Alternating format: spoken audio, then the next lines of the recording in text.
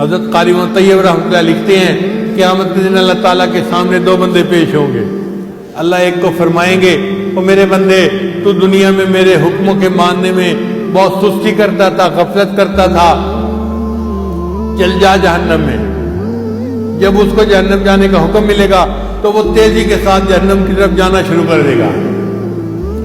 دوسرے بندے کو بھی یہی فرمائیں گے چل جہنم میں. وہ بھی جہنم کی طرف جانا شروع کرے گا. 2 قدم چلے گا، پیچھے مڑ کے دیکھے گا، پھر 2 قدم چلے گا، پھر پیچھے مڑ کے دیکھے گا. اللہ ان دونوں کو واپس بلائیں گے. پہلے سے پوچھیں گے کہ بھائی جب میں نے تمہیں کہا جاؤ جہنم میں تو تم نے تو دوڑی لگا دی. وہ کہے گا یا اللہ دنیا میں تو آپ کا حکم ماننے میں مجھ سے کوتاہی ہوئی، آج آپ نے آخری حکم فرمایا جاؤ جہنم میں تو میں چل پڑا کہ میں آپ کے اس حکم کی تو تعمیل کر لوں. اللہ فرمائیں گے اچھا اگر میرے حکم کی اتنی عظمت ابھی بھی تیرے دل میں ہے چل میں تجھے جنت عطا فرما دوں. پھر اللہ دوسرے بندے کو بلائیں گے بھئی تیرا کیا معاملہ ہے؟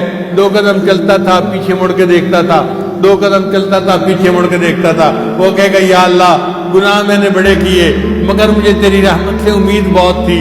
اگرچہ آپ نے مجھے جہنم جانے کا حکم دے دیا مگر میں 2 قدم چلتا تھا، پیچھے مڑ کے دیکھتا تھا شاید آپ کی رحمت جوش میں آ جائے، پھر دیکھتا تھا پیچھے شاید آپ کی رحمت جوش میں آ جائے.